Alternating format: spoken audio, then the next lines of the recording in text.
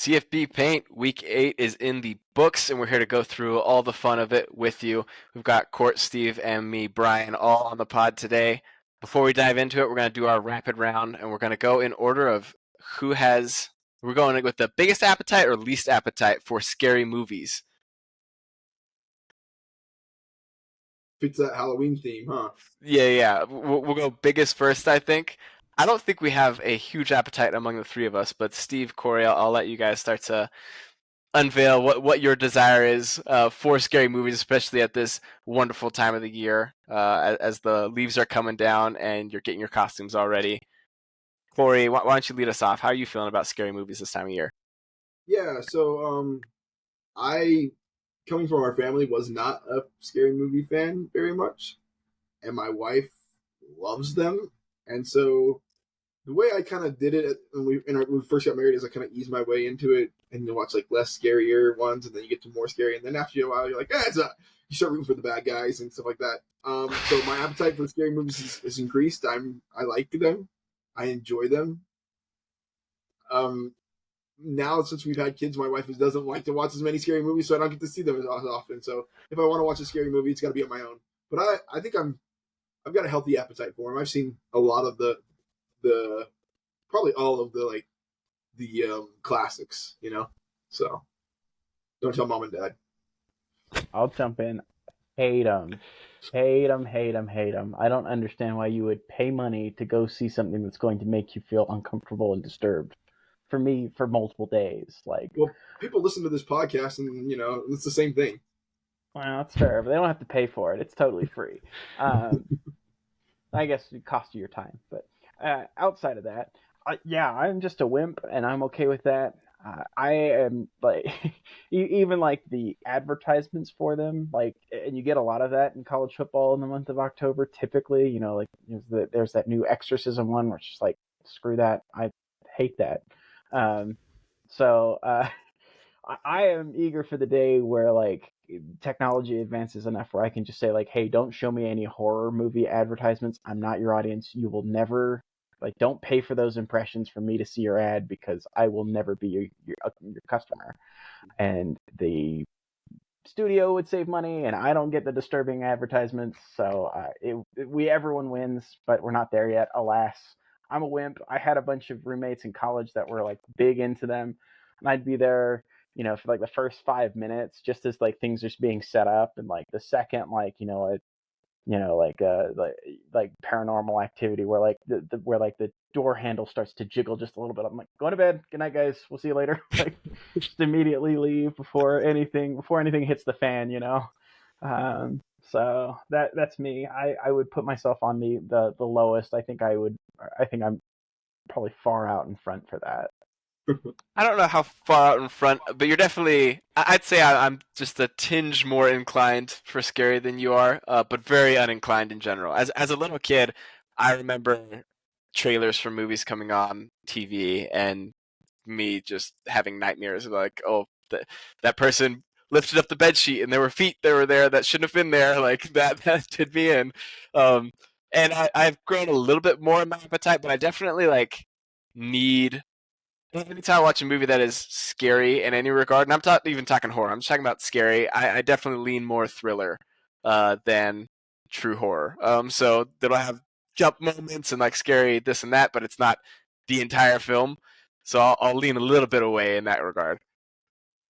So a funny story, real quick, and then we'll actually talk about football because that's what the podcast is about. But I remember when we would go to our local branch of the library in Tallahassee. You could not only check out books, but you could also, they had a small video collection. It was maybe a couple hundred films, right?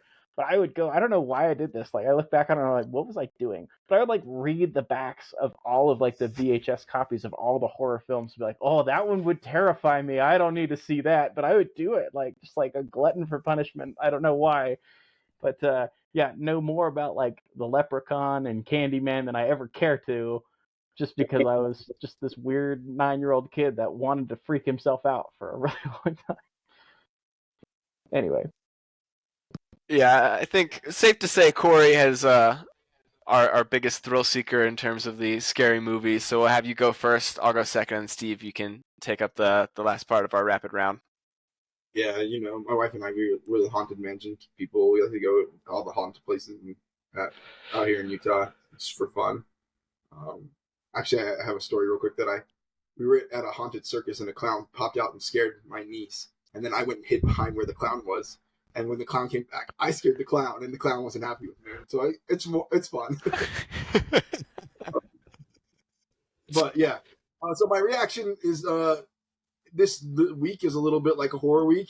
You're scared, but it's not real, right? And that's kind of how all these teams were that were up top. They got scared. OU got challenged. Florida State got challenged a little bit. I'm trying to think off the top of my head. There was a couple of them that got challenged. Texas got challenged. North Carolina is the only one that ended up falling. Alabama even got challenged and stuff like that. We see a lot of those. Only North Carolina is the one that had a real horror story, losing as 23-point favorites at home. Kind of rough. But, yeah, it was a fun week. But we still see the top seeds still continuing to win the games. The teams that are expected to win the games, for the most part, are winning.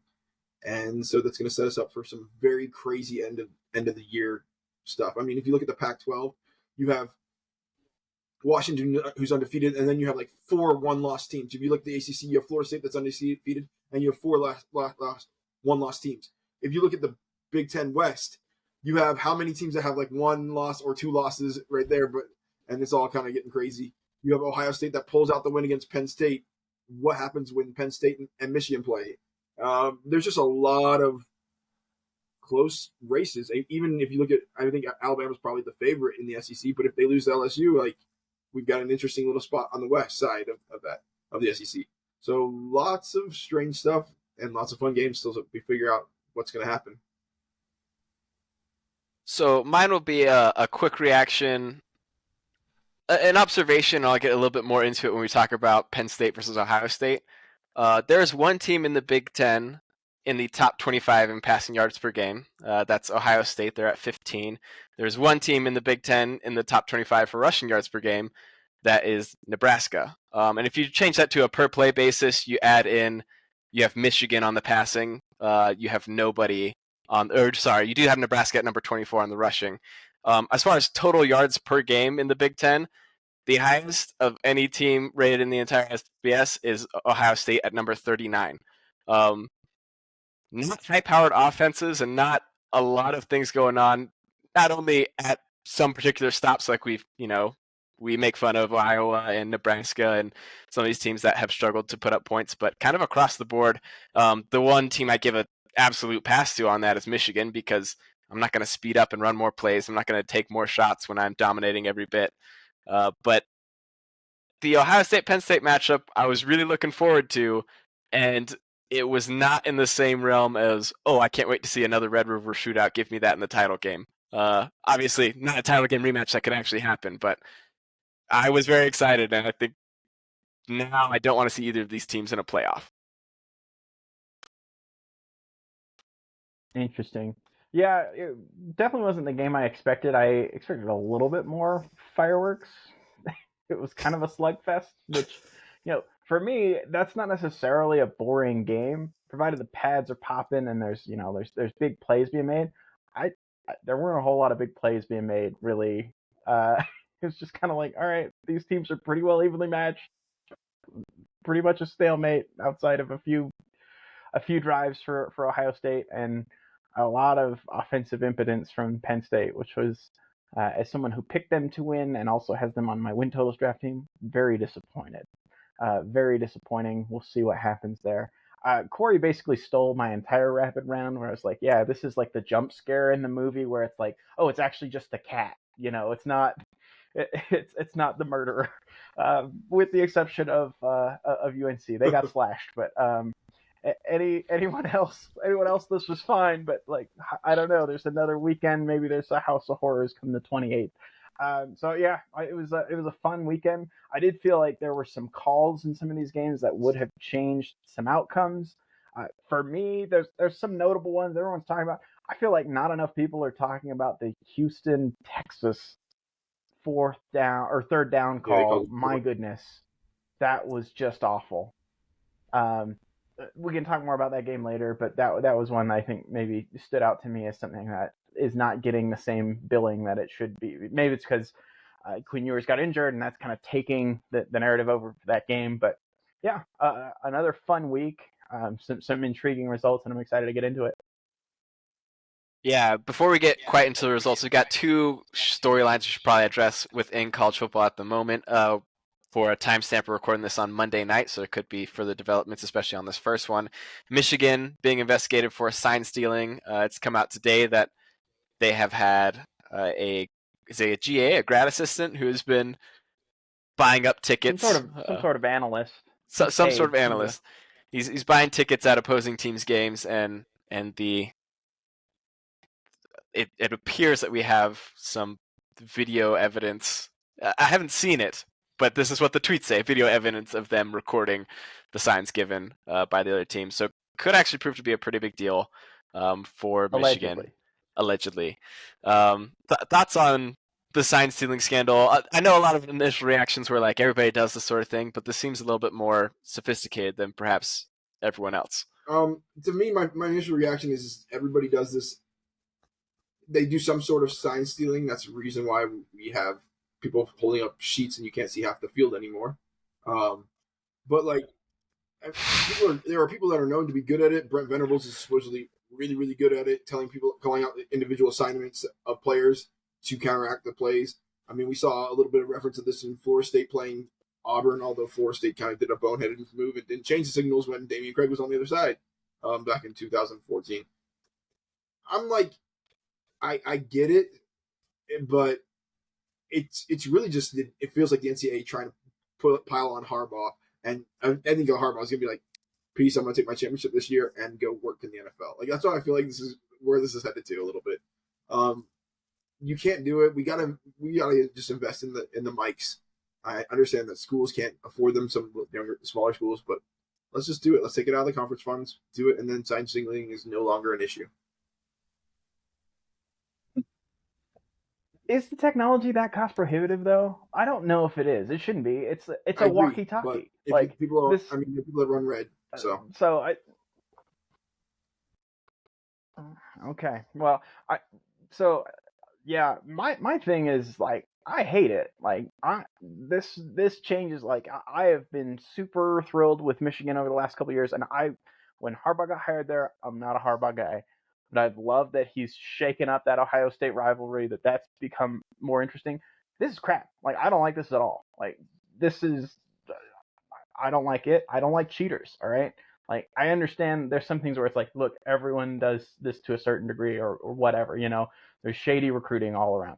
Okay, right. Well, now that's legal, right? Now you can basically do that out in the open. So, okay. And I'm fine with it if you deregulate it, but like, this to me is, again, like, I don't like the Patriots for stealing signs. I hate the Astros for what they were doing when it came to, stealing signals via the TV broadcast and passing on every time it's a changeup to the batter. Like, that's crap. Like, so I understand it's a dirty game because there's lots of money to be had in it.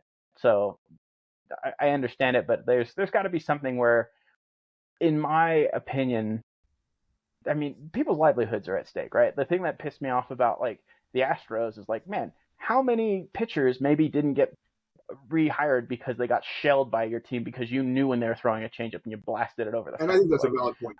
Yeah, I think and the same thing goes here.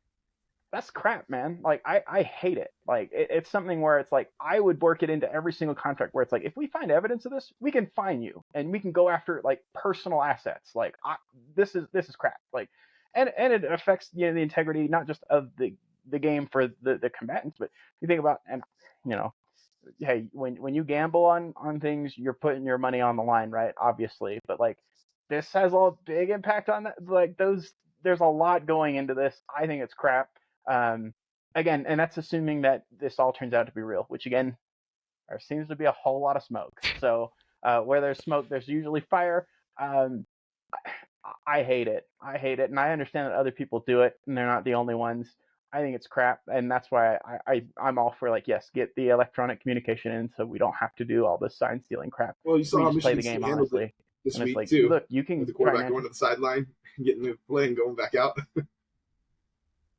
I didn't see any of that game, but that's the other thing is like, or even if you can't do that, like, all right, maybe you have a designated staffer that's allowed to run out and communicate what the play is, because that's Yeah, you have very a little way to cost, right? leave You the already field have that very person quickly. on your Yeah, you're staff. right. I think this is so stupid. It makes me so mad, and I hope Michigan loses. Like that, I I've feel like turned on there's a dime on going that team. I don't you feel also like there's got to be some kind of penalties being handed down pretty soon here? Maybe not soon, but The say NCAA is not not soon, known for but its yeah. yeah. Yeah, and I hope it affects Michigan. Like, hey, look, institutional control. I'm all about that. Like, you should be monitoring your own team to make sure you're toeing the line. And if you're not, the only way you can punish it, and I'm not trying to punish those athletes. Like, hey, let them transfer, let them go somewhere else and get play. Like, they probably don't even know what's happening. They probably aren't even aware. But the coaches were. They clearly were. There's no way they're not. And every single one of them should have a show cause penalty, should not work in the game again. And the institution that's now benefiting off of them cheating for who knows how long should be punished. And should, yeah, I'm all about, like, people are like, oh, bowl bans, vacating victories. I understand that vacating victories doesn't take like that moment away from the people in it, but I'm all about taking it away, especially for a team that's like, oh, they tout like we have the most wins in college football history. Well, how many of those are tainted now? Like, it makes me mad. So you opened a can of worms with me on this one. I don't like it at all.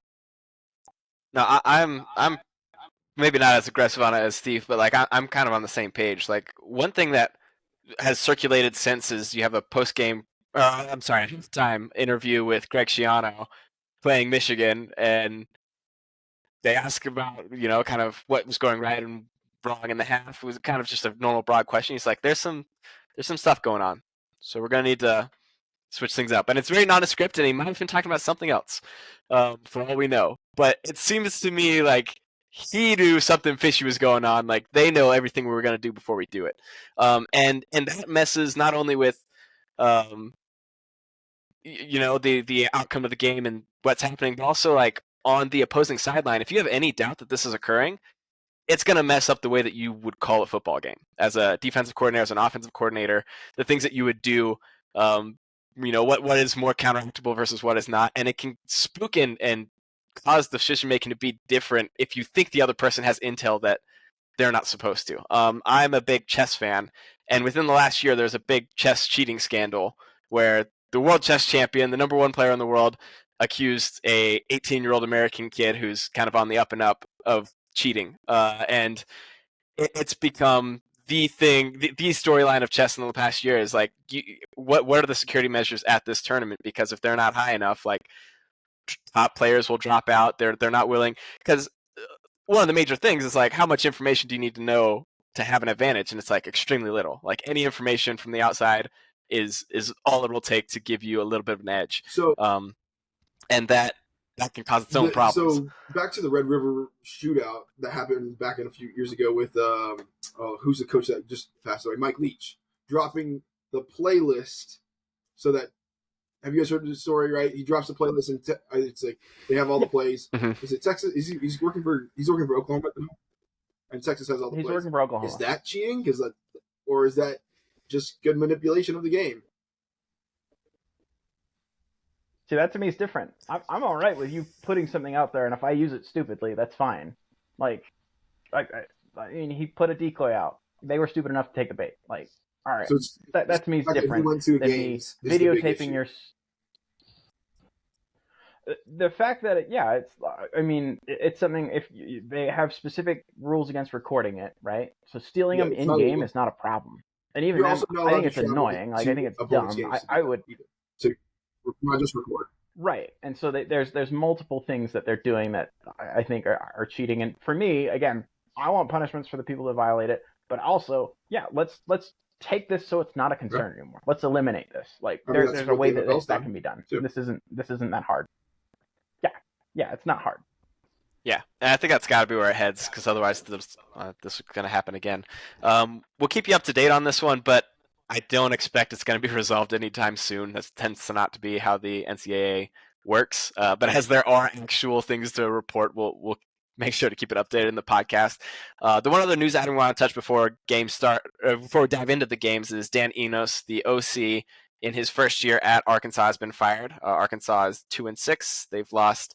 Let's see, they scored 3 points against Mississippi State this week in the loss, and have lost each of their last 6 games. Is it 0-6 for the last 6?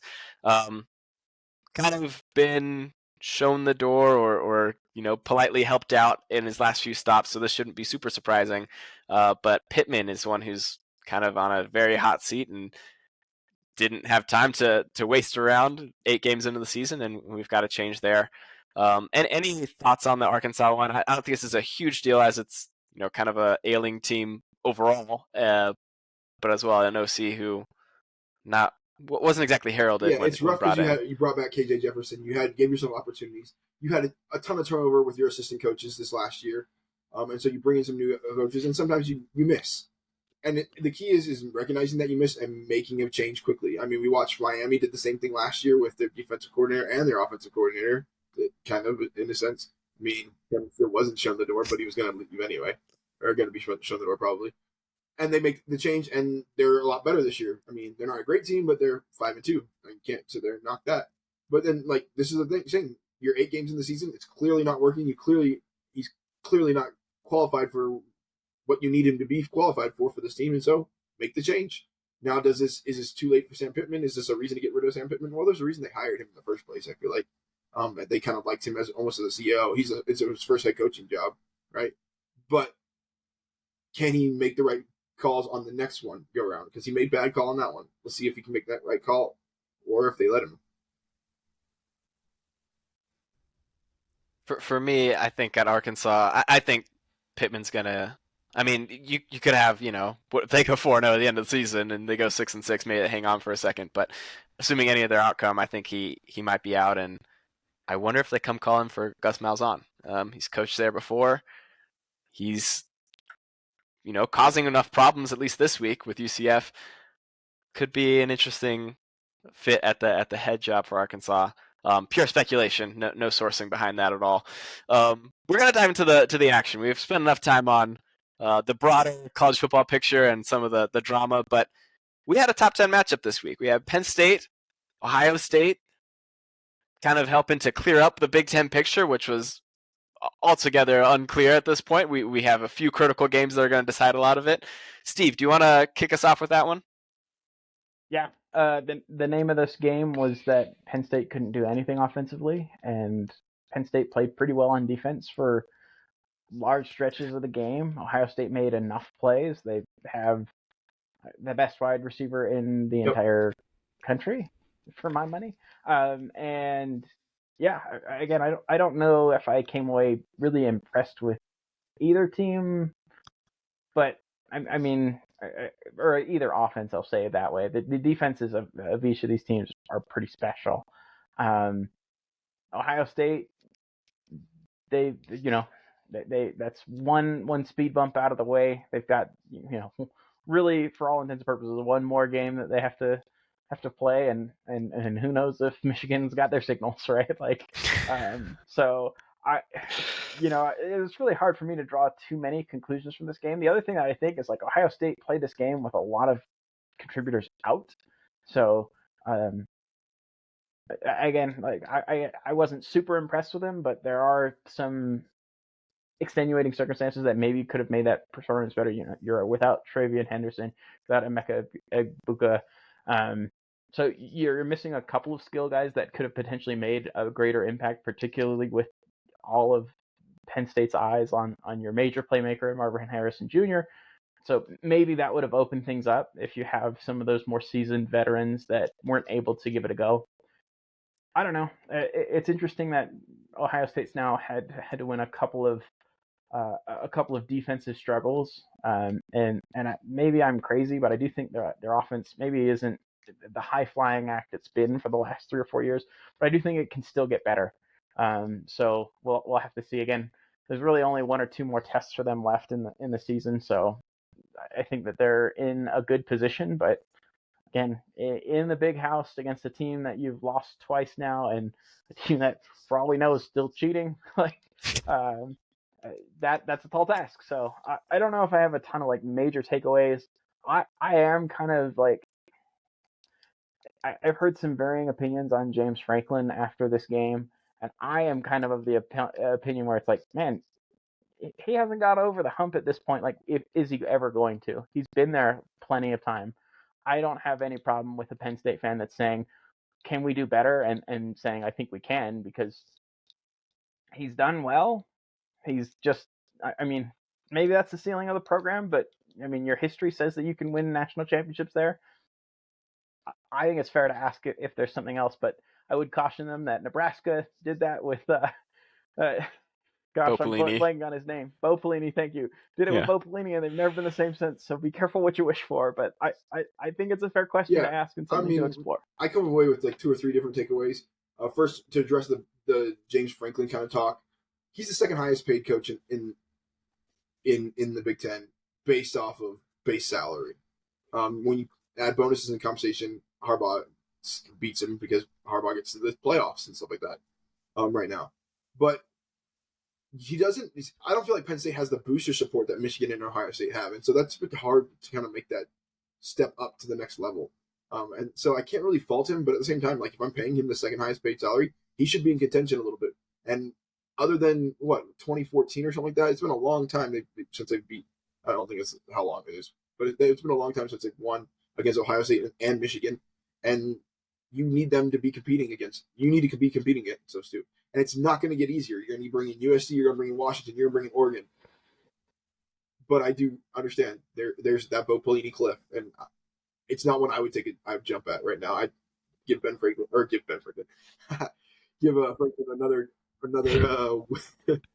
another year at least to keep trying. You got a true freshman or redshirt freshman as a quarterback. Like, see how he continues to grow and see how your defense continues to grow.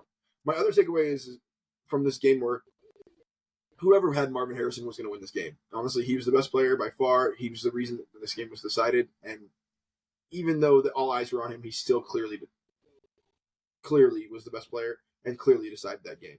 My last takeaway is I've had 2 chances now to see Ohio State featured in a major game, Notre Dame and versus Penn State, and they put up a grand total of 22 points. I mean, that might be not go. It might be 30. They're not an entertaining team to watch. And if I'm the playoff committee and they're a borderline team, I'm not bringing them into the playoffs because I want entertaining games. Sorry, your team can score 12 points, 15 points, 18 points. Nope, not going to bring you in. I get maybe you're undefeated or maybe you're a one-loss team. But if I got other one-loss teams like a Washington or an Oregon that can put up points and make it an interesting game, I'm not going to pull you in. So I'm interested to see how that goes. Yeah, I was watching this game and I was thinking, man, Oregon houses either of these teams. And I was thinking Texas the same thing, but then Texas didn't look great this week. But they're always thinking like, who are the one-loss teams out there?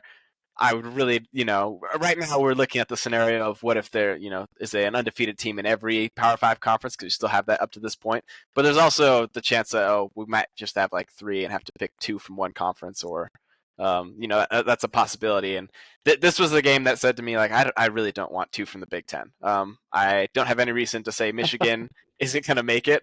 They look great. And there's another team that I was looking at with these 2 teams and going, man, they're going to destroy these guys.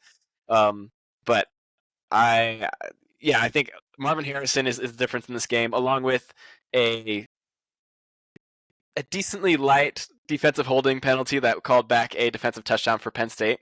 I think it's justifiable. I'm not gonna murder the ref for that call, but it's a tough one. It's a tough one to swallow if you're Penn State. And if that was my team, if I were a fan of that team, that would be a hard time.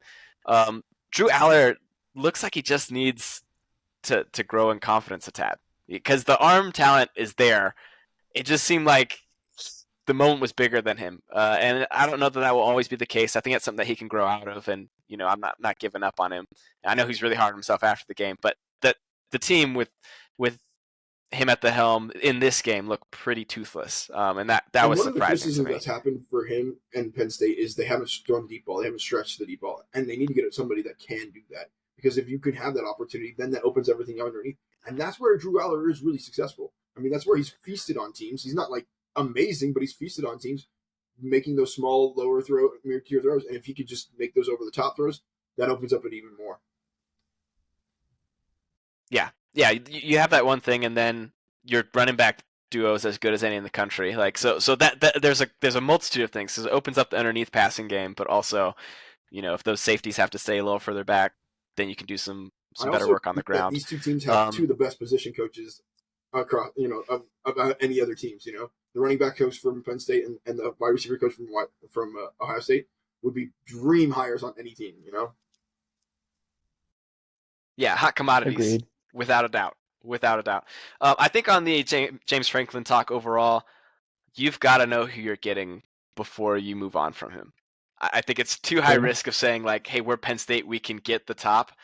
I don't think that's true. I think you can get what you pay for. Line up a list before And before that's, you fire him. yeah, I think you've got to start, courting and working on who I'm going to get, because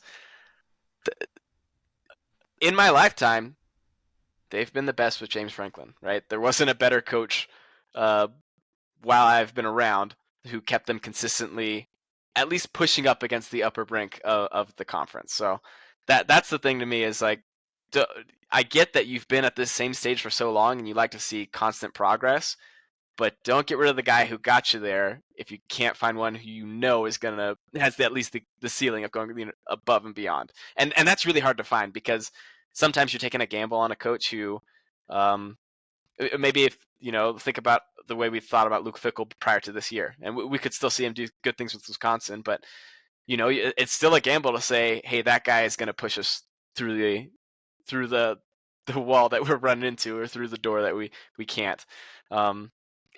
It's just a tough situation. I kind of tend to side with Franklin or side with don't fire him, just because I think this might be what your program is. And if you get lucky one year, you might have something break the right way, or some other team's wheels fall off, and you'd rather be here and ready to take advantage than risk going up or down. But I don't know. I wasn't thrilled watching this game. It was fine, but I think Michigan is really gonna work both of them when the times come for that. Any other thoughts on this game? All right, we'll keep things moving along. We had UCF Oklahoma. I don't know how much we'll dive into this one, but a real scare from Gus Malzahn's crew going after the Sooners. I believe Sooners were at home in this week. Is that right? Yes. Aside from a really bizarre 2-point conversion call, some good work by UCF. They had a bit of explosive plays, but also had more methodical drives, and we saw Oklahoma have some struggles dealing with what is a unique scheme and a very unique athlete in John Rice Plumlee. Steve, any thoughts on this one?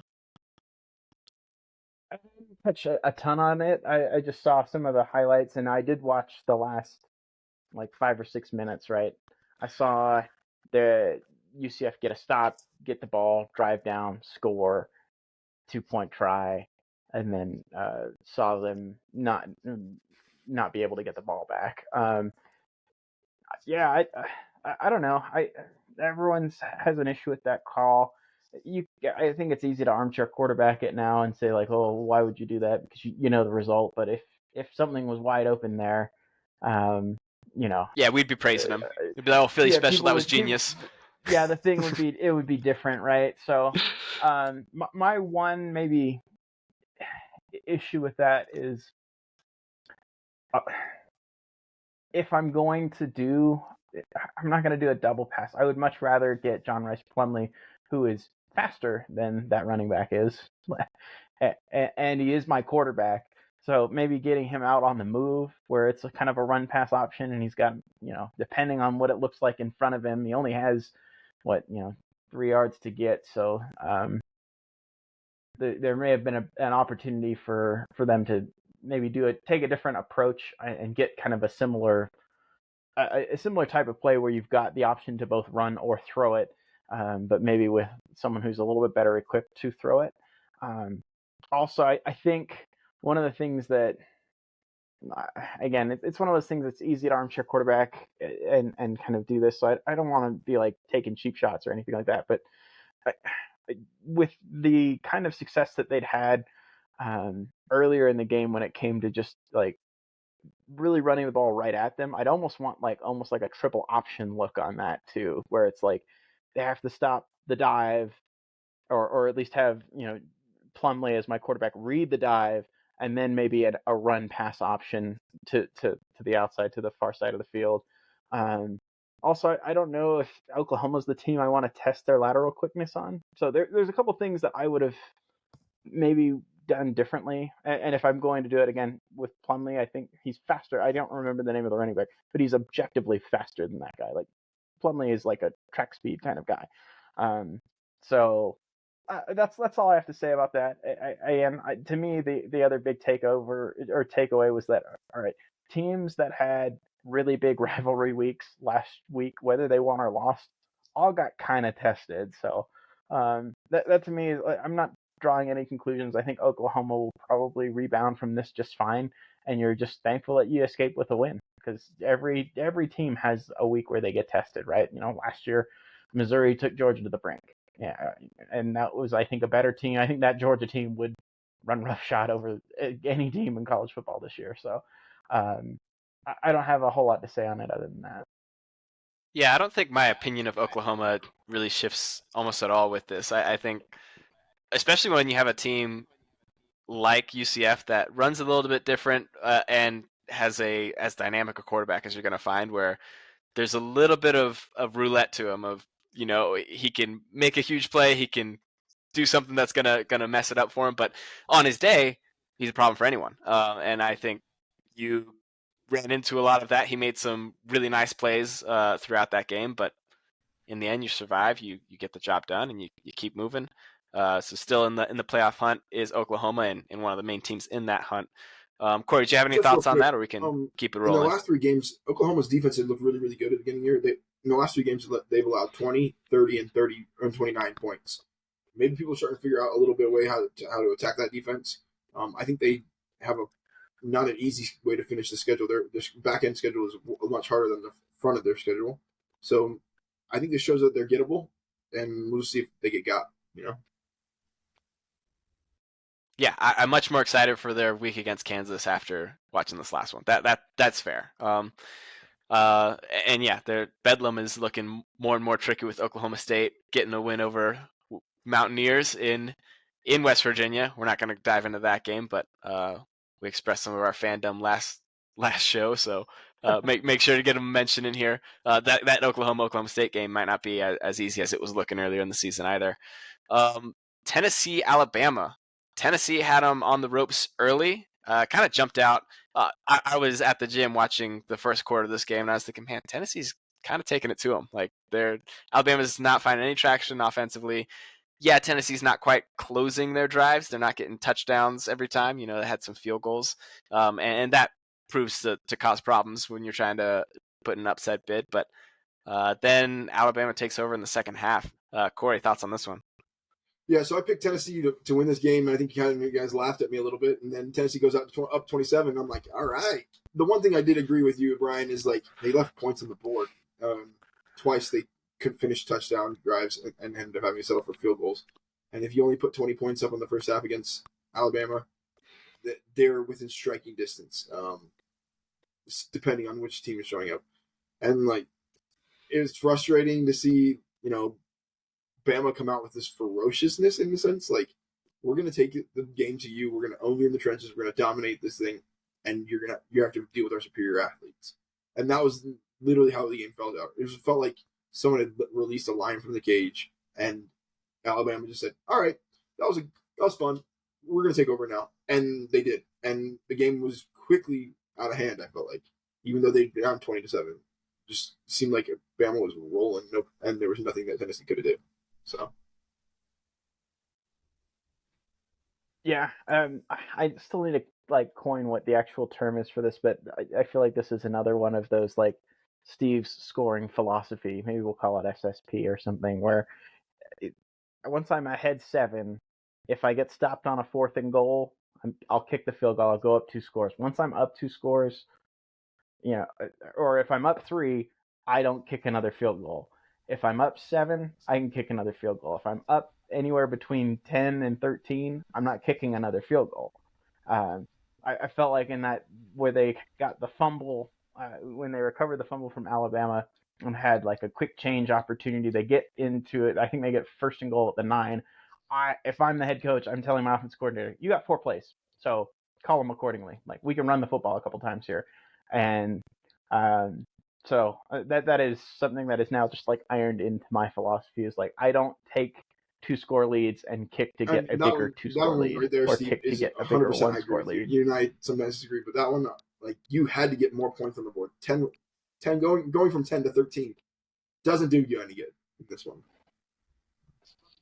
Yeah, yeah. Yeah, Oh, go ahead. I was just spitballing names in my head for that, and I was going to call it the donut principle. It does you no good to have 5 donuts going from 4 to 5, but 6 donuts makes sense. I'm trying to think of a situation where it's like just a little bit more doesn't do it. You got to have a lot more. Still working on it, but you keep going. We'll keep workshopping it, but it's mine. I'm trademarking it. It's my thing. Uh, just kidding. So I mean that was really the end of the story. Like you said, it came out in the second half, and totally different team. This felt like so many. And I'm not comparing this Alabama team with other teams in their dynasty, but there's other teams where they've been pushed and they just like flip the switch in halftime. Where I don't know what the locker room speech is. It's probably something where it's challenging the team's manhood or something like that, and they just go out and play different. And that was the case. Like, I saw the first 3 possessions of the I think maybe the first 4 possessions of the second half. I was like, oh, this game's over. Like, it just felt like barring some sort of freak play where Tennessee scores like a defensive or a special teams touchdown, I'm not seeing a whole lot of signs of life from the Tennessee offense. And Bama's figured out a couple of things where it's like, okay, we can make plays down the field. Jermaine Burton is finding ways to make plays and getting open.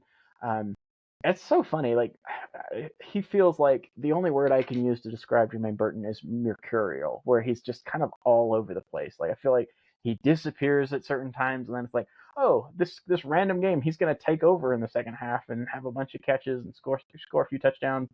Um, so you'd like someone that's maybe a little bit more consistently reliable, but he's a pretty explosive athlete, so I gotta tip my cap to him for that. But yeah, it was just one of those games where I remember, like, as a kid, and a kid being like a late teenager to like my early 20s, like watching every time someone was pushing Bama and just me praying for them to pull off the upset, and then having my hopes crushed in the second half. It felt like that, even though I wasn't necessarily rooting for Tennessee. It was just like, this feels very much like those other games where, the giant wakes up and the second half is a different story. Yeah, and I think this is kind of what keeps Alabama as Alabama in all of our minds. They didn't make the playoff last year for the first time in a minute. They haven't missed consecutive playoffs at any point in the playoff era, and they have the loss to Texas this year. But the mystique that is Alabama is not only strictly because the coach is Nick Saban; it's because they do things like that, where they flip the switch and it's like, oh, yeah, they run this a little bit different than some other teams do. I will say, in the first half of this game, you saw one of the better versions of Joe Milton that you've seen all year. And if Tennessee can Yeah. consistently find that, if they can get some consistency there, because again, wasn't quite there in the second half. He wasn't terrible, but wasn't first half Joe Milton. Then they could make something of the back half of the season.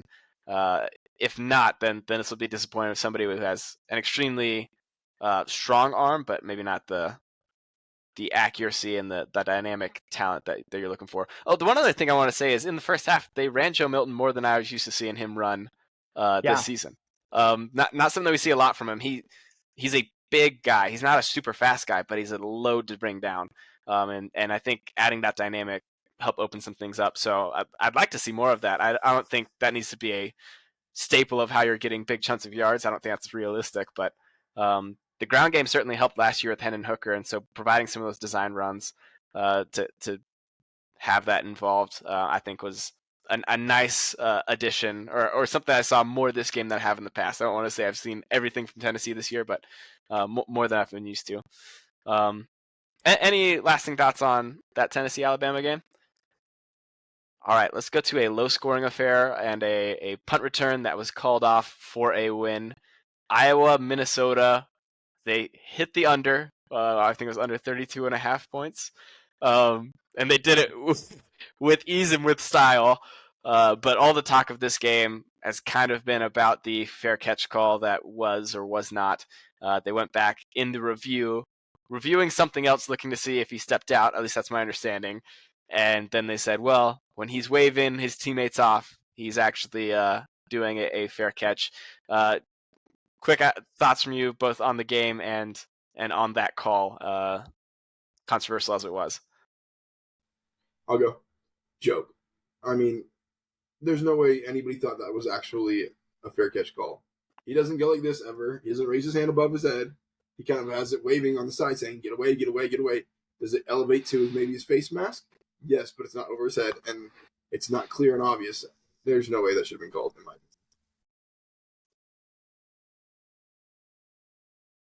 Steve, agree?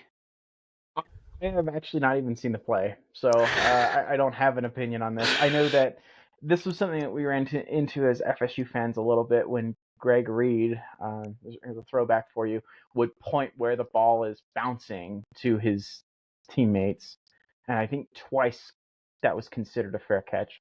I wonder if there's just an easier way for us to solve this one too. This one seems easy, right? Like a fair catch needs to be directly above the head. Like this is it, right? If I can't raise my hand up there, I'm not sure I should be playing football, right? You know, if I'm not physically capable of like bringing my hand that way, that high up. So it's like, all right, it's straight up in the air. Like, you know, this, like that to me is easy. Or you could even say like, hey, put them both up. That way it's, you know, there is no question on this. There's probably a simple way to do this. And yeah, I think that there's probably something you could do to fix that. It is interesting that they reviewed it because I'm not sure if that's allowed to be reviewed. Or at least I'm not aware that it would be that you could go back and see like did he signal fair catch or no. I didn't think that was a reviewable play. It looks like Corey might be checking that right now. But I don't have didn't end up seeing any of this game. No, it was 10-12 and just a nasty slugfest. I'm not sure I really want to go back and watch it either. But yeah, Floyd Rosedale going to Minnesota. Yeah, and kind of like you see this game and you go, well, you're in the position to have this problem because you're not taking care of business against the team that you should. If you're Iowa, your offense can't get it done. You're relying on special teams to score for you. On the call, I think it's a terrible call. I've seen a lot of people have taken to X and posted videos of other games across college football or the same game where players did very similar things and it was not called and not reviewed as a fair catch. I believe Florida State had another one last year with Micah Pittman, who at one point was trying to block out the sun. That one I think is a lot more debatable because his hand is above his shoulders, and that makes it seem a little bit more that way. But I think if the call was made on the field, I think it's defensible. That's the thing. It's like if they had called on the field, yeah, that arm it goes 2-3 times. It's defensible to say that's a fair catch. But going back and reviewing it and seeing nobody hesitates, nobody thought it was a fair catch. I don't know. I think it's just a bit silly. And but overall, like Iowa, you've got to find better way. Like you still got the ball, pretty good field position, just with the fair catch on the punt. So I don't have a whole lot else to go on that game. Not a barn burner by any means. Any other thoughts on that Iowa Minnesota game? It is reviewable.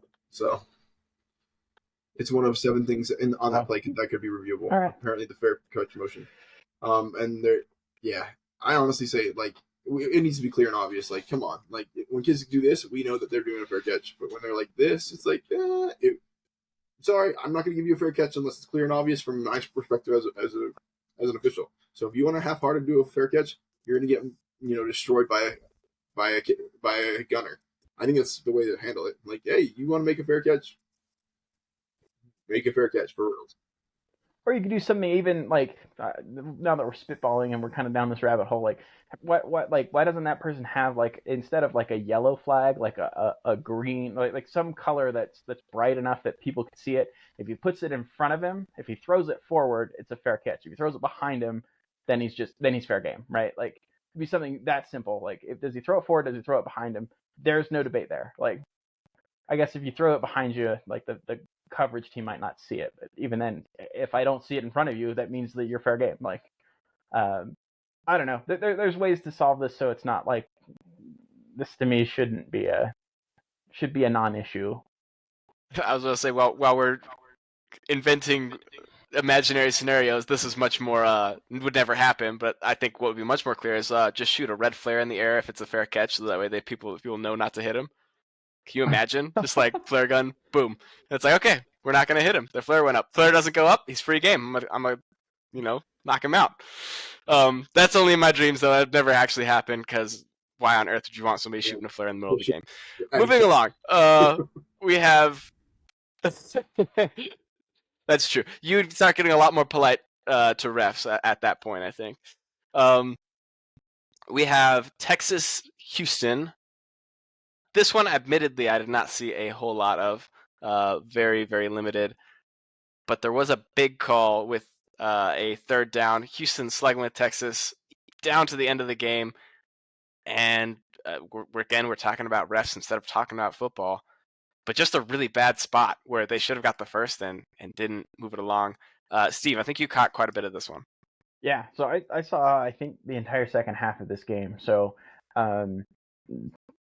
Texas, and actually I saw a little bit of the second quarter where things, like, I tuned in when it was 21-0, and it was because this game started at 2, and I think all the rest of the 1:30 games are at halftime.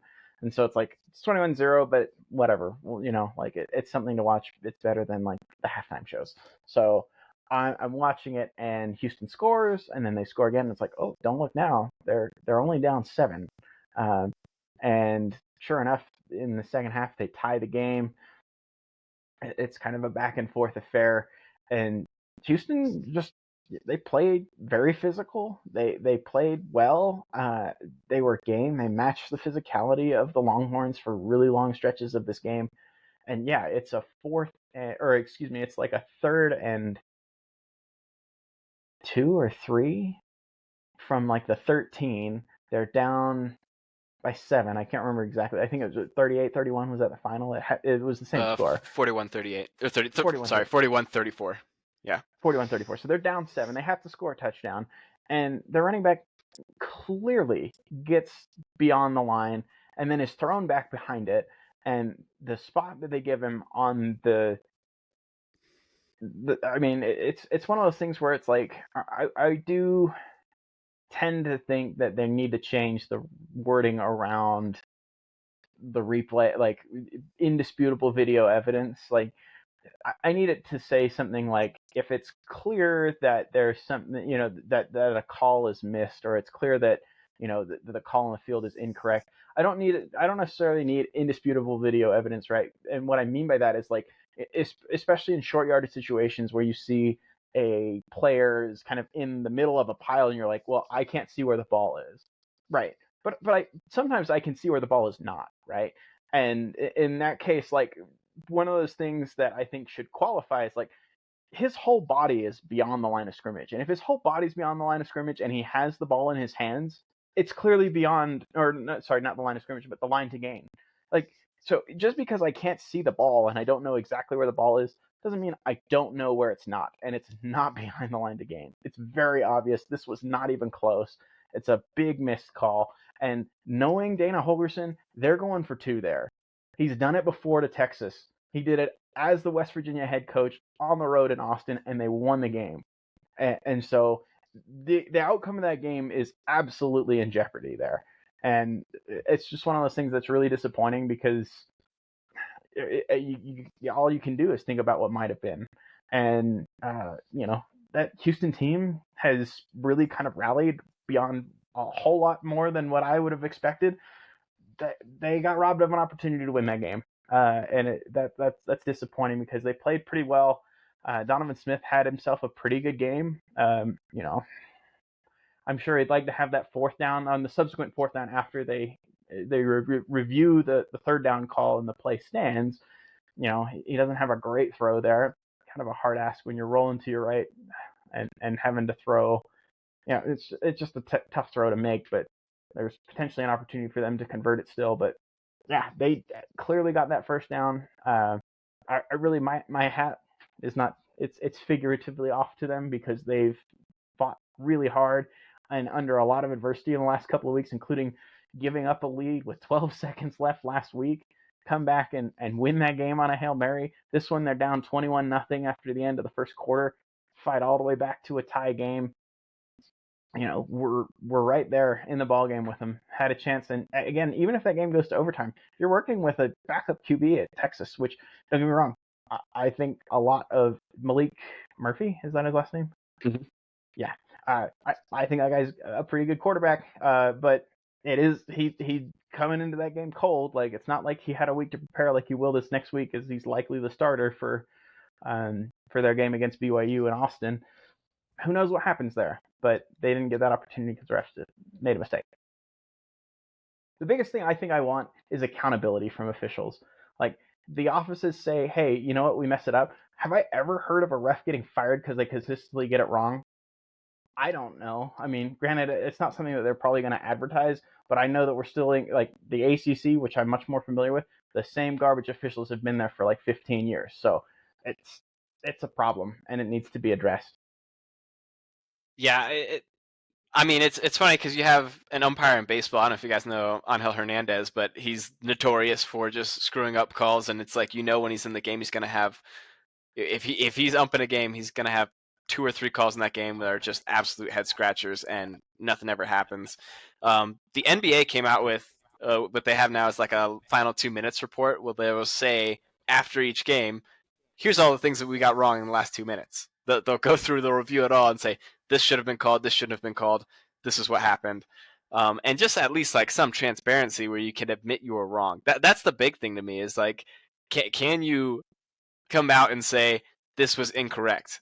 Because you can in the NBA, and people still have respect for the officials, but the officials now have to be correct more often, because otherwise the public gets notified, hey, these are all the things that are messed up. And if it's the same person over and over again, that is going to be picked up on and going to mean bad things for them. So, Real quick, one more thing that I would love to see, and again, we're inventing all kinds of things to the sport right now. But have you ever watched like a rugby, whether it's rugby league or rugby union? Like, those are two slightly different variations of the game, the sport rugby, but both of them have their refs mic'd up for the broadcast, and so you hear everything that they say, including when they go to the booth for a review.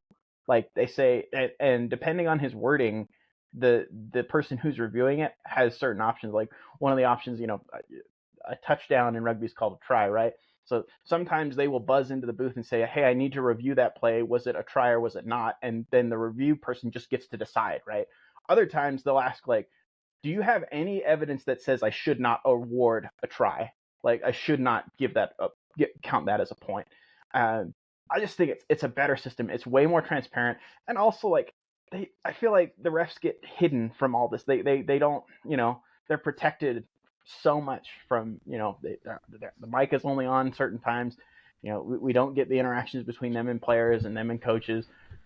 And I just feel like, for how much money is being made by everyone in the sport, maybe minus the players to a certain degree, we got to invest in better, higher quality officials, because the ones we have, in reality, like, the it. XFL kind of debuted this a little bit, where you got to go inside to the review booth this last year, and you saw what their decision process was. You watched them talk about their angles. That's a great way, and they made decisions fast too. That's a great way to handle it. Yeah, it's a good start. Yeah, it's always a disappointing thing when you get to the end of the game and you're talking about officiating and not what happened, because this was really exciting, and it could have been. This is a 2-result game. This could have swung on either side, but ultimately, they're called to have not made that first down. Houston doesn't make it to the end zone. Texas continues on now with at least a couple weeks without Quinn Ewers. Who knows how long it'll take him to get back into action, and Malik Murphy takes over. Very exciting player from the spring, and we'll see what he does at Texas. We'll keep things rolling. Virginia UNC is our big upset of the week. Virginia was 1-5 coming into this game. UNC undefeated, the only undefeated team to drop this week. And drop is a big term that was used a lot in this game, because Drake May, yes, didn't have his best game of all time, but he's pretty good. And had some wide receivers that let him down. Corey, I don't know if you have any thoughts or insights on the impact of this game and what it'll mean for the Yeah, season. it's just interesting to see UNC go down. So now you have a very, very tight knit race in the ACC. This is a Virginia team that got beat pretty badly by Tennessee early on this year, and then lost like a 1-point loss to James Madison.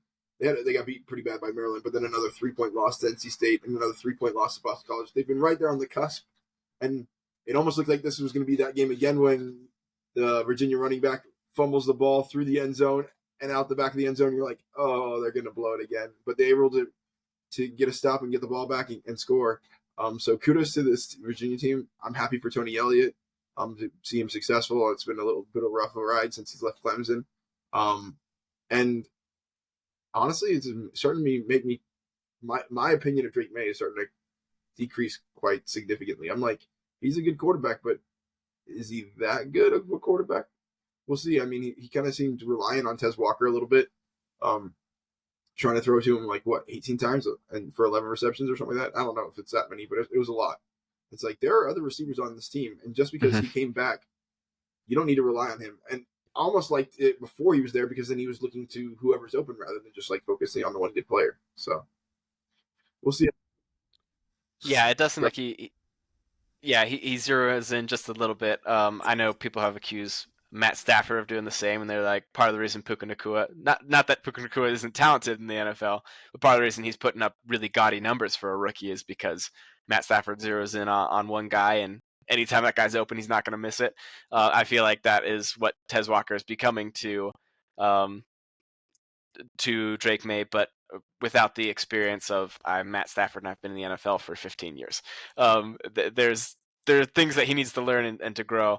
But ultimately, I think this isn't a loss that I put on his shoulders. I put a good bit on this defense for. They haven't been great all year. We thought they were awesome when they played South Carolina to kick off the season. Turns out South Carolina just can't block anyone is really the reality there. And the defense has looked fine. But this doesn't bode well if they can't clean up some of the things that we saw this Saturday. Congratulations to UVA because you have had that so close and had that moment of here we go again with that fumble, but they're able to pull out the win. Now the ACC, the race for basically the second team in the ACC championship game is pretty wide open. You've got one conference loss for Duke, you've got one conference loss for Louisville, you've got one conference loss for UNC. And then you have Mike, what was that? Who has two, but they play UNC next week. You have an opportunity to see several teams be affected. Duke and Louisville end up playing next week as well. So we have a lot of competition right below Florida State to see what happens. And if Florida State stumbles, it puts them right in the mix with everybody else. So it'll be fun to watch. Yeah, if you've got two losses in the ACC, you're not out of it. It's all back in play again, and there's a lot of very consequential matchups that will lead to who we see at the end of the year in that championship game. Basically, Steve. it's just Clemson. I saw something on X today that. Yeah, basically just Clemson. I saw something on X today that was breaking out like BC's path to the ACC championship game. So, yeah. Castellanos looked good this last week. I don't know if he can do that all the time, but he looked nice. Has one loss as well. So. Yeah, it's wide open. Yep. It's there for the taking. Yeah. So anybody can step up and really make something out of a season right at this point. We'll stay in the ACC and talk about Florida State Duke, one of the ranked matchups that we had, number 4 versus number 16 in Tallahassee. Corey, do you want to lead us off on this one? Yeah. So interesting game. Riley Leonard plays hurt, but not hurt. I don't know how it clearly. By the way, the play calls were, and the fact that Riley Leonard wasn't running the ball, he was definitely in some pain, and they weren't going to do that, and he re-injures it early on in the fourth quarter, is it, or the late third? I can't remember. To me, I think Duke fans are saying like, "Oh, if Riley Leonard hadn't gotten hurt, we would have won the game." It was Florida State putting together some amazing drives right after each other, and Jordan Travis looking like old Jordan Travis instead of forcing it, actually like finding them open guy and having fun. This literally like if I've watched Florida State the entire year, the thing that I've watched is Travis is forcing the ball and trying to make too big a play. He kind of feels like 2014 Jameis Winston a little bit on the first half of the game, first half that you always do. And then this was like, hey, this is last year's Jordan Travis, because he was willing to actually find who the open person was, didn't care who it was. We're just going to make the play and find a way to make a play. And when I need to, I'm going to scramble. Florida State did a good job of adjusting their offense. Their second half off or defense is very quietly becoming incredible. I don't think they've had a score on them in the second half for over a month now. It's like you have to go back to the Clemson game, which is 3 or 4 games back, and like those adjustments that they're making are kind of interesting. Almost even since the second half of the Clemson game, you watch this team do a little bit more blitzing, a little bit more aggression, and I think it's paying dividends for them. Duke was in this game because of a poor decision by Jordan Travis where he threw an interception and they had a touchdown. Other than that, the offense scored a grand total of 13 points.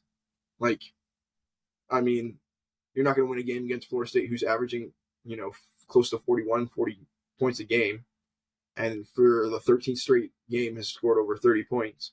You're not going to beat them when you only score 13 points, even if you get some help from the defense. So this Florida State team looked like it was starting to reach its potential on some of those drives, and gave me flashbacks to LSU a little bit.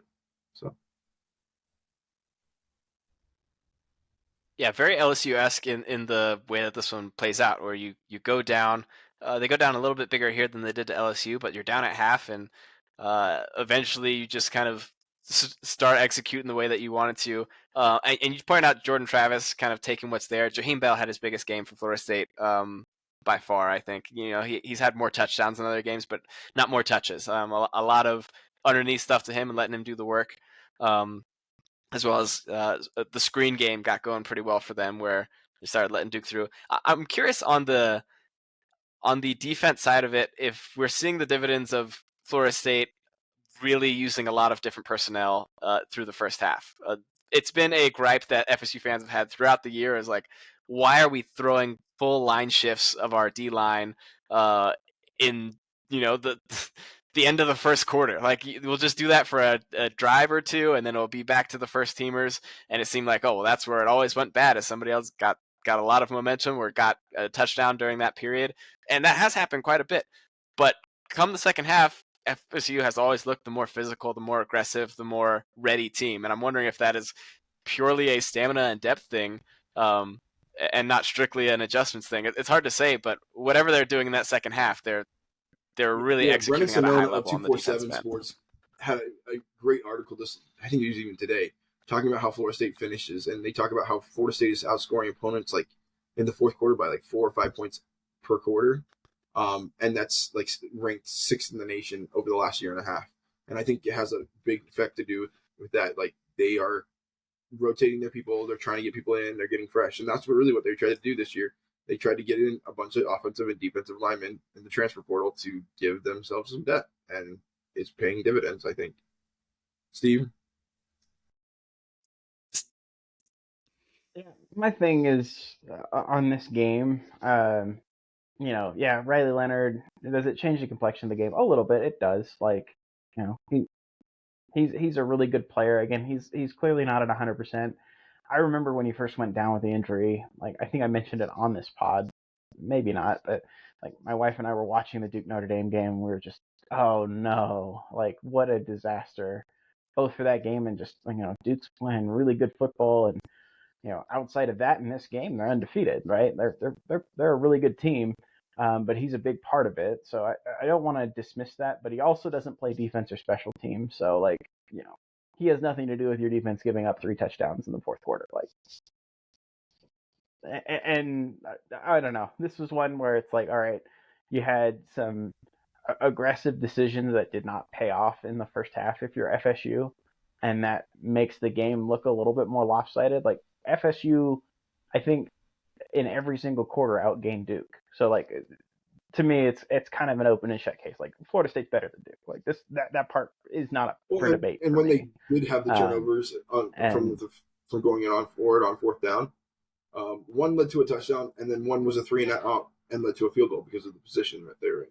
So it's not like the defense, and even the touchdown, there's a pretty big hold by the left tackle. So like, yeah, so it's like That was a pretty rough one. you yeah. really can't discredit this defense. I mean, Duke did a lot of holding until they started getting called for it, and even Kurt Street, who I feel like isn't always there, called one of the holds a tackle. And then then on another play that he's like, Yeah. man, they missed a hold there, and I was like, okay, he's at least seeing this as just as much as I am. So Yeah, oh, the one quick question. Seminoles. Was Sorry, it go the ahead, Corey. wrong decision to play Riley Leonard in this game? I agree. I think so. Oh, yes. You've got Louisville this next week, so that's the going forward. Seminoles are in great position in the ACC. It would be a shock not to see them in the title game, but also to keep their playoff hopes alive. Duke has their first conference loss, but is still well in the hunt. But you have one of your bigger games against Louisville. I think it's at Louisville this next week. You know, you could have said, you know what, let's wait till Riley Leonard's healthy and we can try and beat Florida State at the end of the season with him. I think Yeah, that would have been the right move here. I mentioned this in like with Oklahoma, Texas. I'm like, do you not show your cards? I would have not shown my cards on this one. Be like, listen, you can play. We'll play our backup. You'll play the real stuff at the end. Yeah, it's interesting. I tend to agree that I probably would have let him rest another week. But that being said, I think he plays against Louisville. Like I don't think he's. I think you I have. don't think he's held out again, unless You know, barring some sort of setback. Well, and the fact that he's lobbying to try and get back in that game, I don't know how much you can re-aggravate that injury. So I'm not a doctor, I'm not a medical professional by any stretch, but it just looked like he wanted to get back in that game after kind of giving it a go on the sidelines. And kudos to Mike Elko for having having the wherewithal to say, like, you know what, no, we're done here. And I'm actually like, I'm fine if he says he can go. Like, I tend to trust the player, so I'm fine that they gave him a chance to. But if you're really just trying to be as like calculating as possible, it's like, okay, what's the likelihood that we beat FSU at night on the road versus like, some of these other games where it's like, if we lose one, we still control our own destiny. Um, and especially like we can lose that one, and it means Riley Leonard has an extra week to get, to really rehab that ankle and make sure it's okay. So I do think you'll see him play the rest of the way, barring any setbacks with the injury. But now the margin for error, I think, is slimmer for Duke, just because obviously you have a loss, but you have a loss and you weren't able to accomplish what, the reason you play Riley Leonard in this game is because you think you can win it, and you didn't do that. So I guess I'm maybe arguing with myself a little bit here, but I think if I was the head coach, I'd say, you know what, let's just give it another week, right? Like I admire it. We're going to get a lot of information on this FSU team playing them this week, but let's make sure you're ready for Louisville and for UNC, which are eliminator games for that ACC title spot, opposite FSU, assuming FSU takes care of business in the conference. And at this juncture, I think I expect them to. That Miami game looks more and more difficult as time goes on. So that one is one to watch, and it wouldn't stun me. It is the ACC, and they've lost 3 in a row to Wake Forest. So there's nothing guaranteed there either. But I'm just saying that there is probably another opportunity where, if you think about it, just kind of from an odds maker's perspective, like the likelihood that Duke was going to win this game was probably considerably lower than winning home against, or on the road versus Louisville, and home against UNC. Or excuse me, they're at UNC as well. Either way, I think those are both less intimidating environments than Doak Campbell Stadium is, and less talented teams to a certain degree. North Carolina may have something to say about that, but all the same, it'll be interesting to see how the ACC plays out, and Duke is certainly not eliminated, but Riley Leonard's a key cog in that. So hopefully he didn't re-aggravate things too bad, because I'm a big fan of his and would like to see him play at a high level. Yeah, definitely wish him the best, especially for, I mean, for Duke's chances, for his hopes, and then also as a viewer, that Duke team's fun to watch, and it's especially fun to watch when he's at the helm. We'll keep things rolling in the ACC one more time. We can be brief on this one because at this point in the season, it's not an extremely critical matchup, but these teams may figure in importantly later on in the year. Clemson, Miami, in Hard Rock Stadium, overtime game. I don't know where we want to jump to this one. We want to jump straight to the end. We want to talk about how Port was played throughout. Corey, give us the lead off, Yeah, I'll and try to be we'll quick. This take is a your team lead. that actually sat its quarterback this week and ended up winning the game. Although this Clemson team is not good. Like their defense is pretty decent, but their offense is not very good. We're seeing that more and more and more. They have been hit by the turnover bug once again, so that's probably what makes me think that again, and it probably skews it. But I mean, we had 3-4 turnovers and then another forced fumble that they recovered. And like the plays in the games are ridiculous. Like Will Shipley's going in the end zone, fumbles the ball on the 1 yard line. Miami gets it on the 1, and then scores with an 80-yard run pretty soon after. Or they might not, I think they get it on the 20 because they get a touchback, and they score an 80-yard run right after. Miami doesn't have a single play in this on the Clemson side of the field until like 6 minutes left in the third quarter. Like there's no way Miami should have won this game, but they end up pulling it. They figure Clemson's defense out. They rely on the run and do timely passes with Emory Williams, and they are able to force overtime. Will Shipley does the poor pull on the give route on the give. For those who don't know, they asked Dabo what the play call was there, if it was a read option, and he says nope, that was not a read option. He was supposed to hand the ball off. And then they go to the quarterback and ask him like, was that a read option? He said Dabo said it wasn't. And he goes, nope, it wasn't. I decided to pull it, which is also ridiculous to me because you've pulled it a few times that game and you never made more than 2 yards the whole time. You were lucky to get 2 yards if you pulled the ball. So the fact that he thought he saw something, like you haven't been successful the whole game. I don't know why that you think you'd be successful then. Yeah, this game's gonna has a much more bigger impact because we could have seen Miami spiral, and now they have an opportunity to not, which is an interesting thing. Because if they had lost this game and they lose to UNC, that would have been bad. They've won this game, so now they probably have give UNC a challenge. We'll see if Tyler Van Dyke plays or not, but yeah, interesting game. My big thing is that they wore a more traditional uniform outfit and they didn't turn the ball over like 1,000 times. So good on them for that, because the blackout certainly didn't work against Georgia Tech, and the all whites didn't work against North Carolina. This week they go to a more traditional look with the orange top, or I guess they go white helmets, orange tops, white pants. Again, kind of a traditional Miami look. And instead of them fumbling when they're about to go in and score against UNC this time around, Clemson fumbles when they're about to score. Also, you want to talk about ACC officials, like they blow that dead, but James Williams picks the ball up and he is not down, and he's gonna score. Like it doesn't end up making a difference because they score on that ensuing possession. I think it's the very first play, but like man, that again, just another bungle by the officials. Also, really interesting. Did you know that Emory Williams, the backup QB for Miami, first of all, played himself a game. Like for it being his first start, I'm assuming that he probably got all the first team reps in practice. Like it sure sounds like that. You know, Cristobal playing the game like, oh, he's going to be good to go, he's fine. But people were akin and dialed in on that injury to Tyler Van Dyke very early on in the week. 24 of 33 for 151, one touchdown, one pick. Not that's all you can ask of a true freshman QB against a really good defense.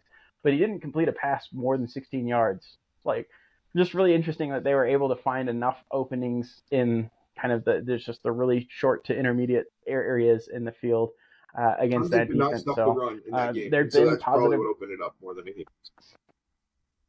That is true. The number of screens that Miami ran was crazy. So a quick tip to the defensive coordinator for NC State, which he doesn't need this, but if Emory Williams is a starter, yeah, I might just be like, hey guys, you can take a beat on your way to this guy. He's not really a big run threat. take a beat and make sure they're not trying to let you in to throw a screen behind you. Like just watch for that, because that was a lot of the I guess they're playing Virginia, not NC State first. Excuse me. Cristobal says Van Dyke is set to return versus UVA. I'm not sure I buy it, just because you just lied to us and said he would be good to go for that game. So whether or not he is or not, that's another question. But also part of me is curious if it's like, man, were they fortunate that Emory Williams started this game, because Tyler Van Dyke has has a track record of throwing the ball to the wrong team, and particularly once it starts spiraling, it usually doesn't correct itself, or at least not for a while. So I don't know. Good on the Hurricanes. That's a team that's finding ways to win some games, winning ugly sometimes and losing ugly in other times. But that's a team that, if you're not on your P's and Q's, they can beat you. Looking at the major challenges, again, they're not eliminated from the ACC race. They have Virginia at NC State, who knows who's going to score points in that game. There's two pretty good defenses, and I think Miami will win that game. But again, NC State's got a pretty good defense that'll give them a puncher's chance, and it is in Raleigh. At Florida State, rivalry game, anything can happen. Home against Louisville, at Boston College. Yeah, there's a path to them to, I don't know. I mean, I don't see them winning out, but 9-3 isn't off the table. No, not by any means. Watching this game, I was curious if we would have another Mario Cristobal moment, not to the degree that we had against Georgia Tech, but they received the ball on a punt with about a minute 26 left in the game. Yeah. At the 28. I think they're at their own 28, and the field goal wins it, and they choose to run out the clock. I think they even had a timeout in hand still.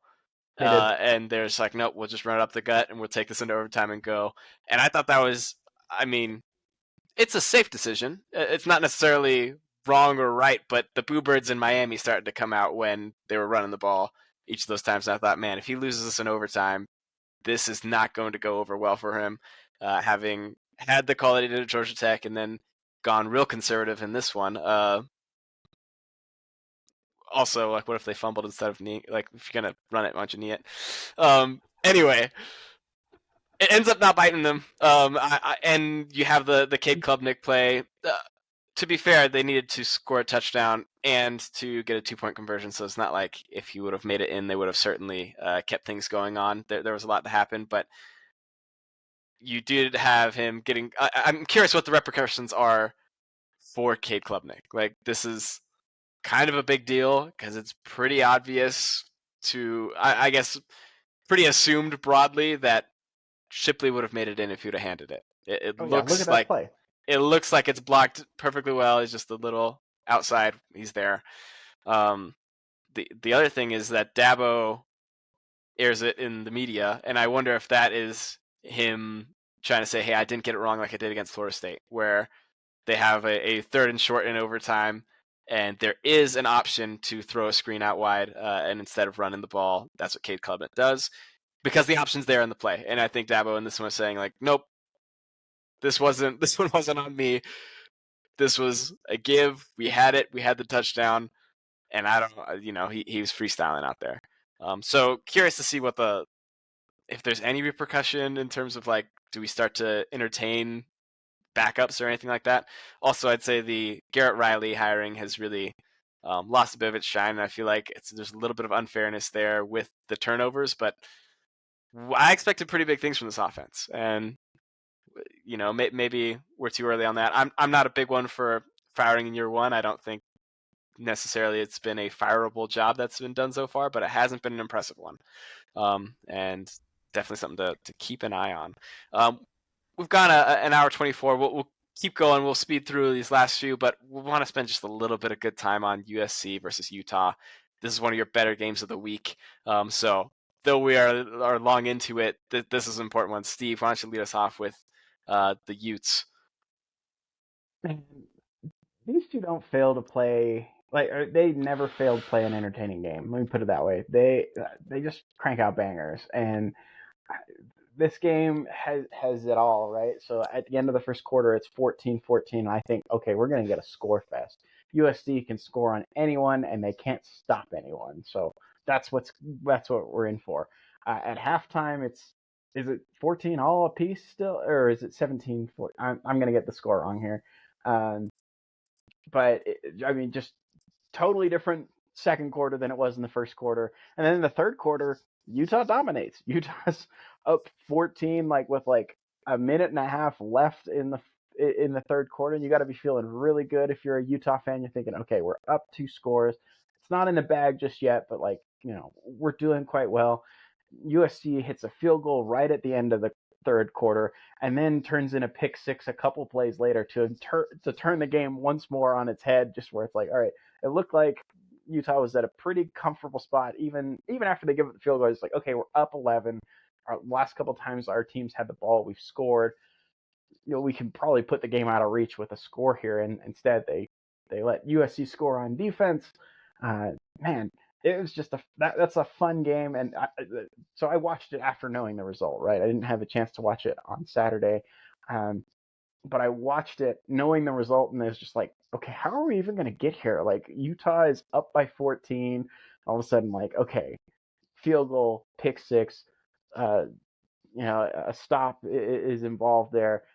Miami. I'm looking at my other screen. Sorry. USC ends up scoring again, taking the lead with a minute and change left, and Utah has all 3 timeouts.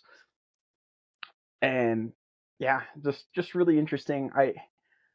It kind of brings up that same thought process of like, this is one of those ones where we could probably spend a bunch of time. We won't. Maybe this is good off-season content, but like, when Caleb Williams has that 11-yard run for the end zone, like, if you're him, do you slide and do you just say like, okay, can we try and grind this out in 3 or 4 more plays and take a little bit more time off the clock, or do you just say it's available, I'm taking it? I'm sure that there's probably data and statisticians that can run all the scenarios and say this is the right call. Kneel a few times, do a tush push, and then you're in. Or Reggie push.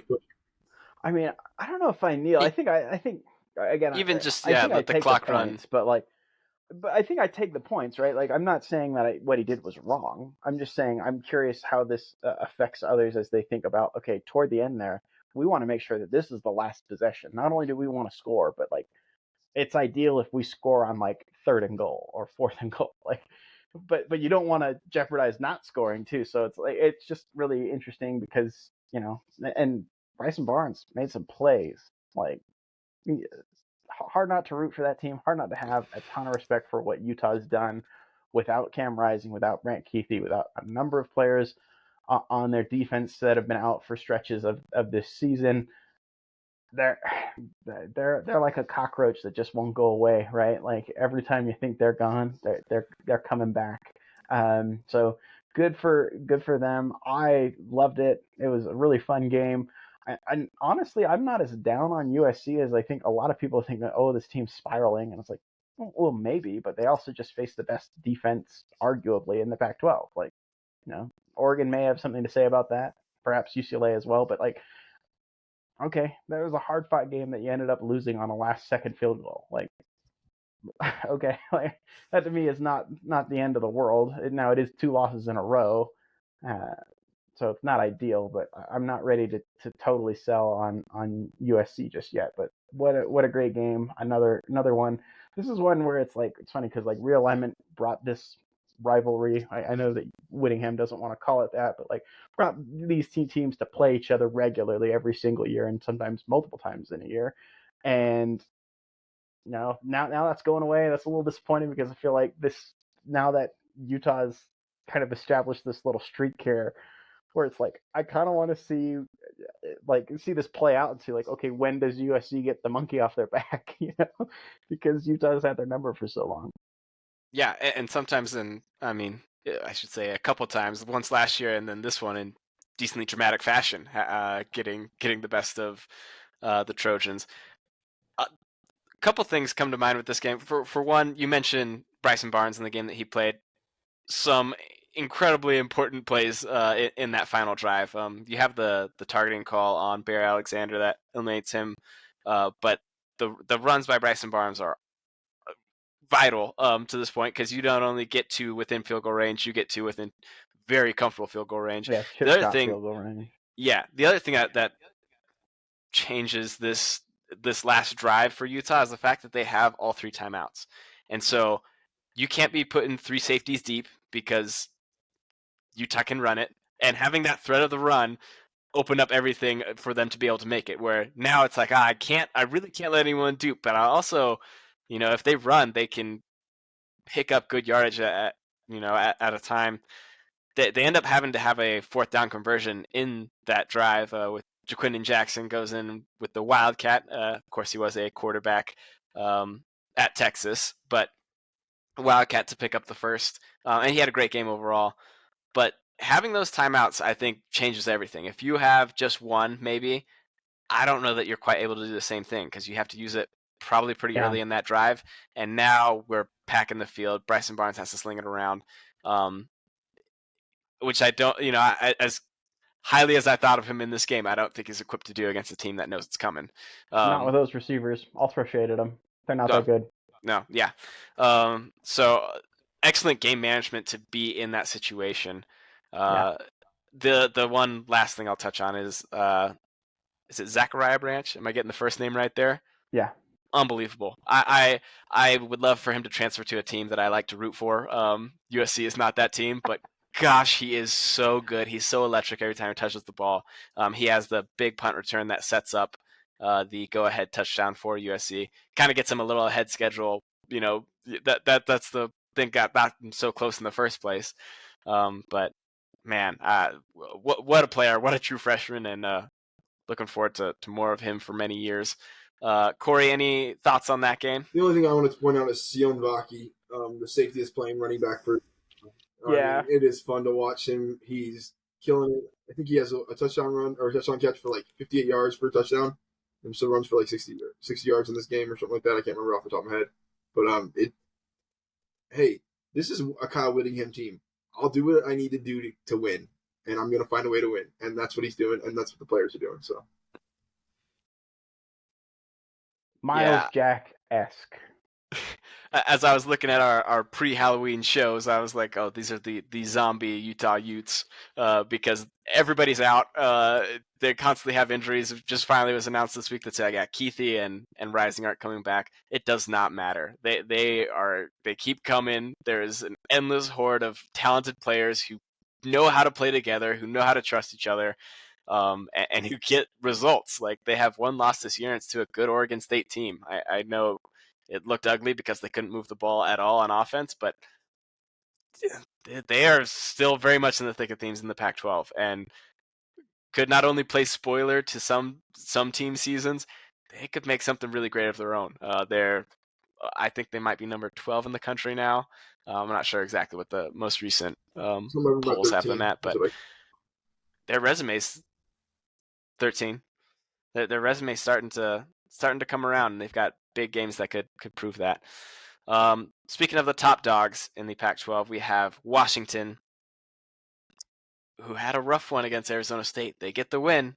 They get what was needed, but it was not pretty throughout. Steve, do you want to detail that one just a bit? Yeah, we'll be quick. I know that we're running long. Washington turns the ball over 4 times. I think Penix himself turned it over 4 times, 2 picks, 2 fumbles. And that's sometimes usually that's a recipe for an upset. Arizona State, I think I've said this before, that team plays hard. I think you've got the right coach there.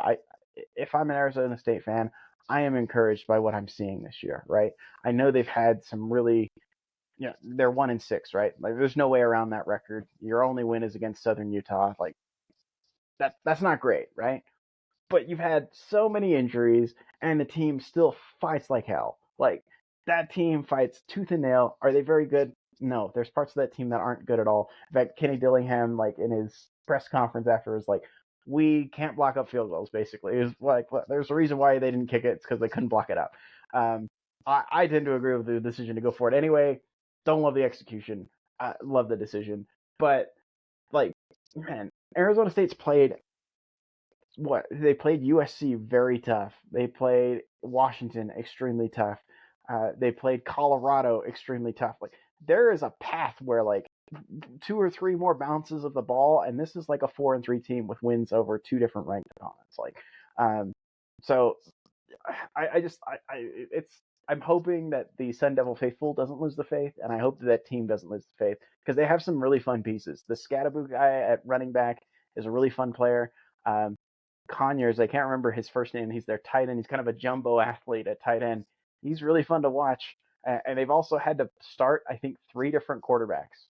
Yeah, they have. They've started 3 different quarterbacks. So, like, they've been snake bitten by injuries. That's a team that's fighting, and they're a fun team.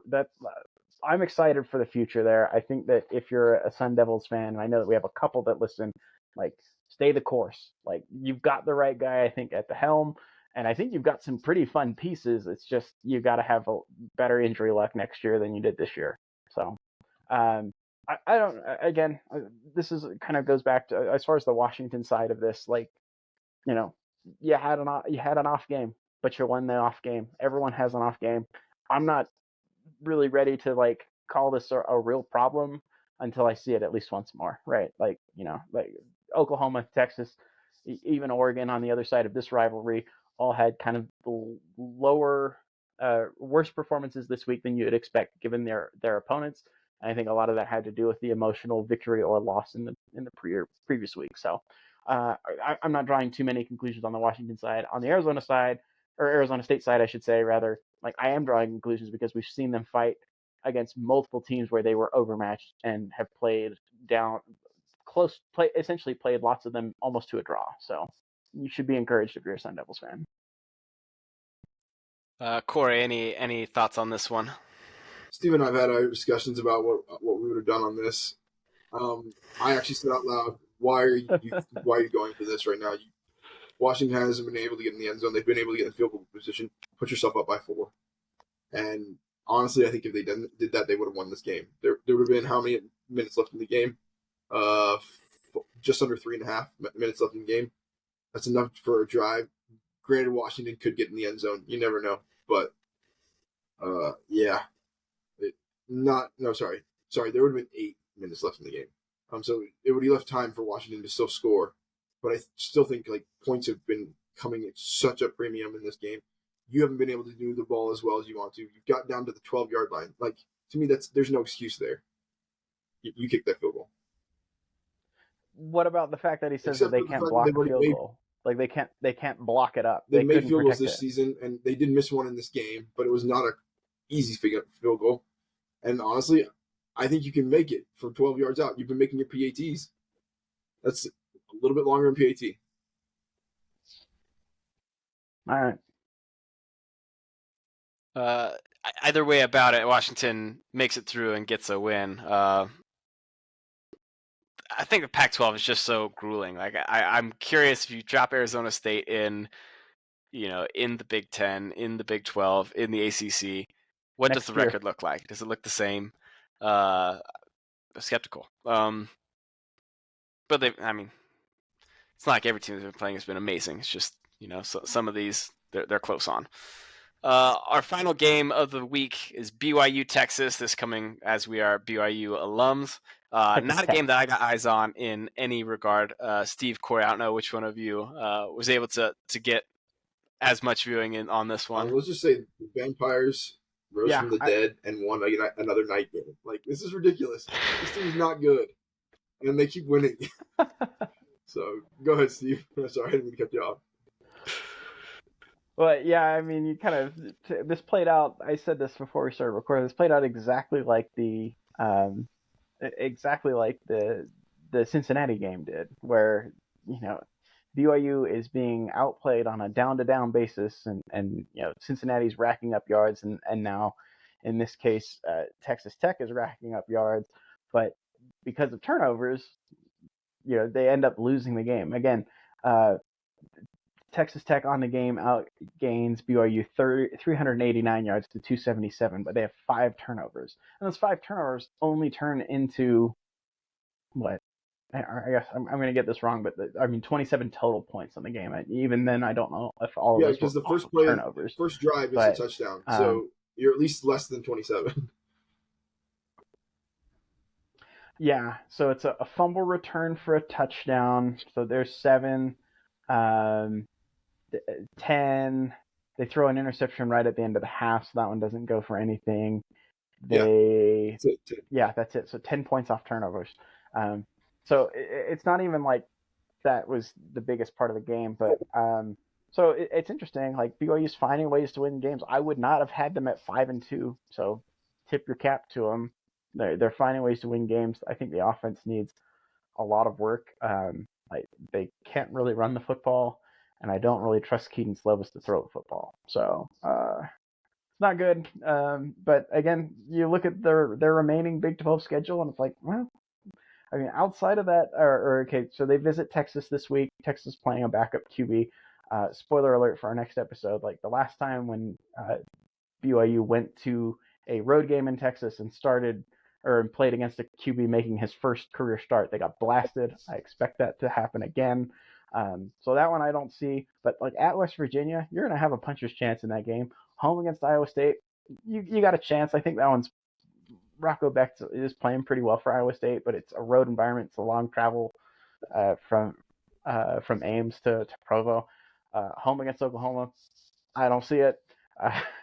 But then at Oklahoma State, that one's looking more difficult by the week. But 4 or 5 weeks ago, that looked like a game where it's like, oh, you're going to win that game. So only need one of those to get bowl eligible. Good on the Cougars initial year in the Big 12. All right, that's gonna wrap it up for our coverage of the weekly games, and we know this one a little long, but we have parting shots to end it off. This got real nice last time, last go around. We only had nice, good things to say. We can keep that going, or we can switch it up. Court, Steve, any parting shots you have before we end the pod? Nope. Corey, no? Okay. I feel like I kind of came out really, really like with spitting fire earlier with the sign stealing. Stand by it. Michigan, I hate you now. I just, that Block M I thought stood for something. And that's a program that I think like prides themselves on doing it the right way. So we'll see what happens. Yeah, you've got someone that's not in your corner. I don't have any like clever quip about it or anything like that, other than just don't like them. Other things I already laid into officiating. Stripes, tighten it up, tighten it up. I don't have anything like super witty this time around. Sorry, I need to come prepared a little bit more, but yeah, I felt like I brought it a little bit more during this episode. So I'll keep some in the holster next time for the end. Yeah, no, all good. Mine is only officiating. You, I don't know if you guys just don't have good healthcare plans, so you can't see the eye doctors. I don't know what the problem is, but like let's maybe do a little bit better with our union, get a little bit better plans. That way we can call better calls when the time comes, because it's getting embarrassing and it's causing real problems. So would love to see that fixed. But that's going to be the end of it for our podcast. So that's week 8 wrapped up. Next time we'll be doing our preview and predictions on week 9 coming up. The season's rolling along. We are more than halfway through. But we are going to keep it to the very end because the best action is still up ahead as we start to whittle down who's going to be competing in the conference championship games, who's going to be making it to that playoff at the end of the season. Stick with us. Make sure to give us a like, a subscribe, a 5-star rating if you're listening on a podcast platform. And make sure to interact with us on our socials. If there's anything that you want us to cover, any questions that you have you'd like us to address, just hit us in a DM on X, Instagram, anywhere that you can find us. But that'll be it for us for week 8. Peace.